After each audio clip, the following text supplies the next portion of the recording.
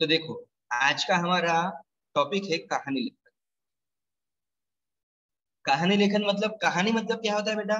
ऐसी एक घटना होती है जिसको हम एकदम रोचक रोचक वर्णन करके लिखते हैं।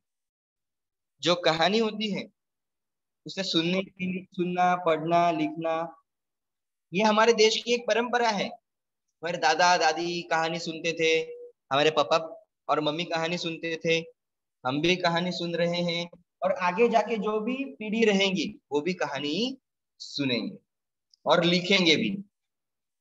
इससे क्या होता है? सुनने से और लिखने से क्या होता है? हमारा मनोरंजन भी होता है और हमारा ज्ञान भी बढ़ता है। राइट ना? हमारा मनोरंजन भी हो जाता है और हमारा ज्ञान, नॉलेज भी बढ़ता है। तो अब हम एक कहानी देखेंगे। कहानी के कुछ मुद्दे हैं। मैं मुद्दे पहले रीड करता हूँ। दो दोस्त, घने जंगल में जाना, एक दोस्त का डरना, दूसरे दोस्त का कहना मैं तुम्हारा सच्चा और अच्छा मित्र हूं, सामने से भालू का आना, पहले दोस्त का पेड़ पर चढ़ जाना, दूसरा दोस्त पेड़ पर चढ़ना नहीं जानता, दूसरे दोस्त का जमीन पर आंखें बंद करके लेट जाना, भालू का आकर सूंघना और आगे चले जाना, पेड़ पर चढ़े हुए दोस्त को पूछना, और अंत में है सीख।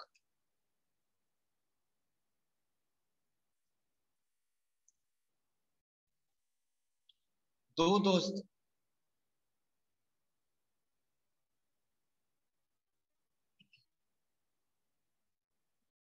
रामपुर नाम का एक गांव था। गांव के नजदीक ही एक घना जंगल एक घना जंगल था। गांव में राम और श्याम नाम के दो घनिष्ठ मित्र थे।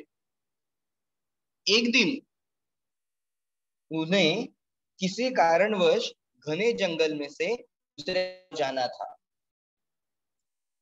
एक दोस्त का डरना मतलब, जब वो जंगल से गुजर रहे थे तब एक दोस्त बहुत डर रहा था। अरे बाप रे, इतना घना जंगल है, मैं तो डर रहा हूं। फिर दूसरा दोस्त कहता है, तुम्हें डरने की कोई जरूरत नहीं है, मैं तुम्हारा सच्चा और अच्छा मित्र हूँ, बिल्कुल भी डरो मत। तभी अचानक सामने से भालू आता है। जो पहला जो मित्र होता है वो पेड़ पर चढ़ना जानता है और वो पेड़ पर चढ़ जाता है, लेकिन जो दूसरा दोस्त है वो पेड़ पर चढ़ना नहीं जानता। फिर जो दूसरा दोस्त है वो बहुत डर जाता है। उसके दिमाग में एक आइडिया आती, एक कल्पना आती।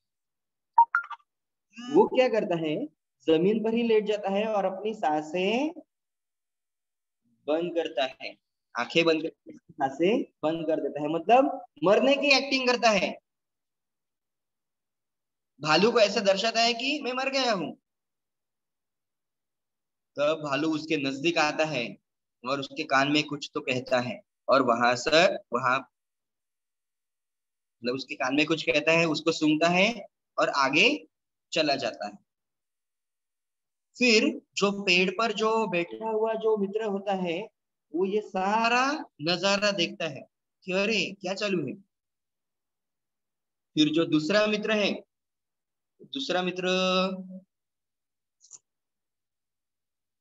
भालू जाने के बाद खड़ा होता है। फिर पहला मित्र पेड़ से नीचे उतरता है, देखो ये पेड़ से नीचे उतरता है और पूछता है कि क्या हुआ था, भालू ने तुम्हारे कान में क्या कहा।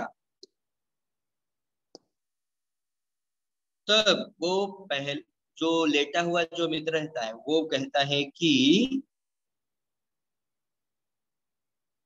भालू ने मेरे कान में कहा कि बुरे वक्त में ही सही दोस्तों की पहचान होती है।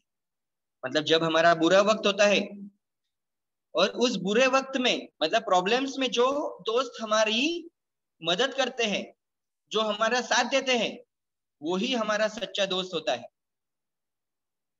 कभी भी ऐसे दोस्तों के साथ नहीं रहना है जो दोस्त हमें संकट के समय में, प्रॉब्लम के टाइम पे हमें छोड़कर, अकेला छोड़कर भाग जाए, ऐसे दोस्त के साथ हमें नहीं रहना है।